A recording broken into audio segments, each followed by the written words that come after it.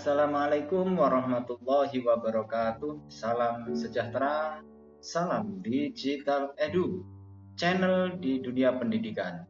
Kali ini Digital Edu akan membahas tentang BUMN dan BUMD. Yuk kita ketahui tentang BUMN dan BUMD yang meliputi pengertian, perbedaan, peran, bentuk, ciri-ciri, serta kelebihan dan kekurangannya. Simak video pembelajaran ini hingga tuntas.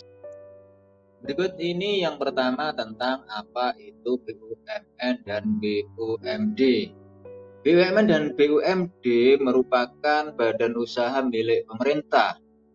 BUMN statusnya milik negara, sedangkan BUMD statusnya milik pemerintah daerah.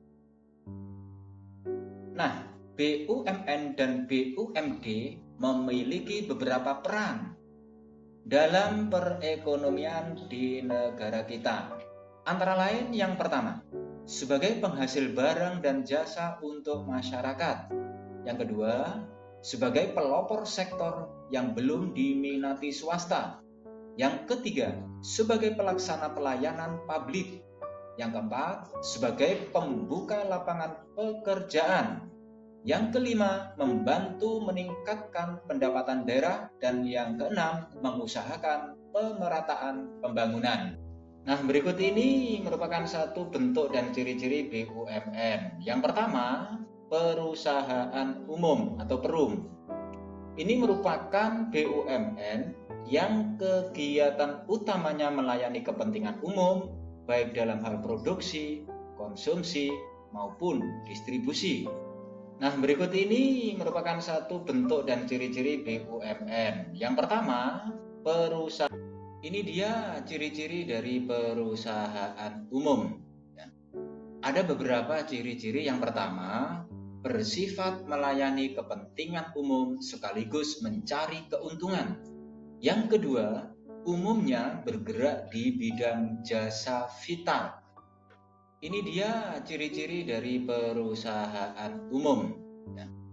Ada beberapa ciri-ciri. Yang pertama, ciri-ciri dari perum yang ketiga adalah modal dimiliki oleh negara dan kekayaan negara dipisahkan dari APBN. Dapat pinjaman dari dalam dan luar negeri. Ciri yang keempat, dipimpin oleh seorang direksi. Ciri-ciri dari perum yang ketiga adalah modal dimiliki oleh negara dan kekayaan negara dipisahkan dari APBN. Nah, berikut ini adalah ciri-ciri dari perum yang kelima atau yang terakhir. Pegawainya merupakan pegawai perusahaan negara yang diatur tersendiri di luar ketentuan yang berlaku bagi pegawai negeri atau persero. Nah, berikut ini adalah ciri-ciri dari perum yang kelima atau yang terakhir. Pegawainya merupakan pegawai. Tadi sudah kita bahas tentang bentuk dan ciri dari BUMN yang pertama. Nah, sekarang bentuk dan ciri BUMN yang kedua yaitu berbentuk perusahaan perseroan. Ini merupakan BUMN yang berbentuk perseroan terbatas atau PT dan modalnya terbagi atas saham yang sebagian besar atau seluruhnya dimiliki oleh negara dengan tujuan utama memperoleh laba atau keuntungan. Nah, sekarang ini adalah merupakan ciri-ciri dari perusahaan perseroan. Yang pertama, modal terdiri dari saham dan dapat diperjualbelikan di pasar modal. Yang kedua, rapat umum pemegang saham atau RUPS memegang kekuasaan tertinggi. Nah, sekarang ini yang ketiga dari ciri-ciri persero adalah status pegawai adalah sebagai pegawai swasta. Dan yang keempat, yang terakhir, tujuan utamanya yakni sebagai salah satu pos penerimaan negara bukan pajak itu di dalam APBN. Demikian ciri-ciri persero. Sebenarnya masih ada satu bentuk BUMN lagi, namanya adalah perusahaan jawatan atau biasa disingkat Perjan. Tapi kenyataannya Perjan ini tidak menguntungkan, malah merugikan negara. Sehingga pada akhirnya Perjan ditiadakan dan perusahaan-perusahaan yang berbentuk Perjan akhirnya berubah menjadi Perum, Persero, atau BLU, yaitu Bantuan Layanan Umum. Nah, setelah kita mengetahui bentuk dan ciri-ciri BUMN, sekarang mari kita lihat ciri-ciri BUMD. Antara lain, yang pertama, diatur dan didirikan oleh pemerintah daerah. Yang kedua, modal berasal dari kekayaan pemerintah daerah yang dipisahkan. Yang ketiga, bertujuan untuk melayani kepentingan umum dan mencari keuntungan.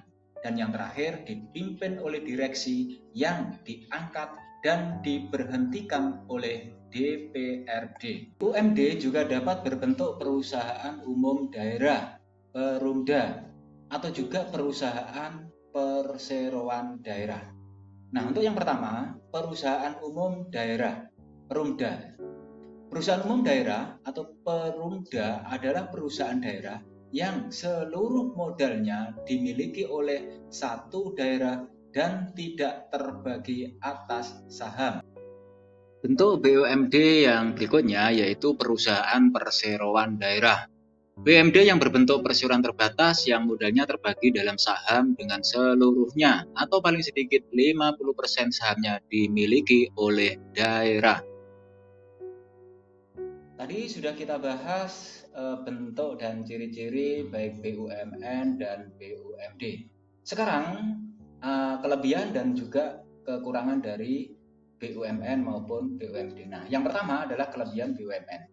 Di antaranya yang pertama adalah bisa membuka jasa pelayanan publik yang tidak mungkin dilakukan pihak swasta, sebab jenis usaha tersebut mungkin saja tidak menguntungkan secara ekonomi.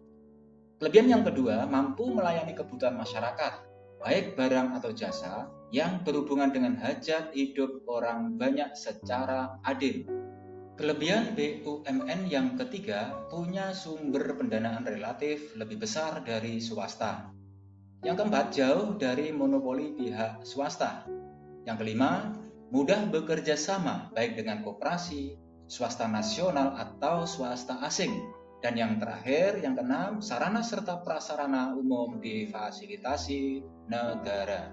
Kelebihan BUMN yang ketiga, punya sumber pendanaan relatif.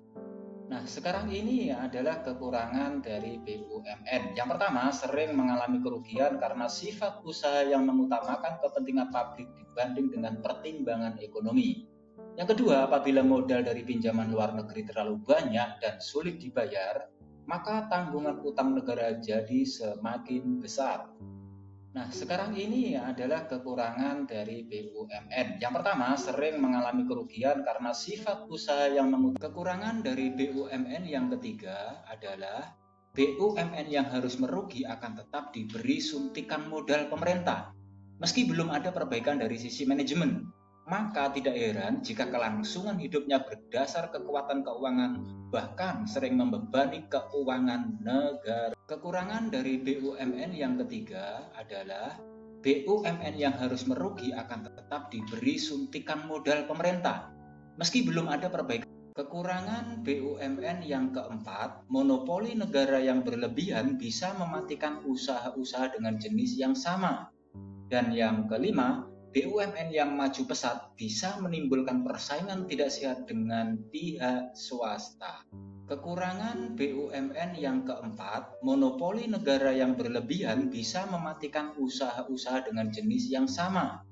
Dan yang kelima, BUMN yang maju pesat bisa Tadi sudah kita bahas tentang kelebihan dan kekurangan BUMN. Sekarang ini adalah kelebihan dan kekurangan BUMD. Kelebihan BUMD yang pertama meringankan beban pengeluaran masyarakat karena dapat menaruh harga murah. Yang kedua, pengelolaan dilakukan oleh tenaga setempat. Yang ketiga, pengumpulan modal tidak sulit.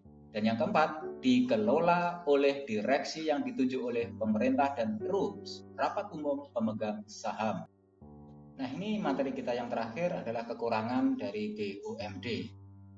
Pertama, terkadang pengelolaan belum memadai kapasitasnya karena dijalankan oleh tenaga setempat. Kedua, penetapan harga terkadang dilakukan secara sepihak. Berikutnya, pendirian BUMD sulit. Dan yang terakhir, birokrasi dapat menghambat kerja BUMD. Demikian pembahasan kita tentang BUMN dan BUMD. Kita akhiri. Wassalamualaikum warahmatullahi wabarakatuh. Salam sejahtera, salam digital edu.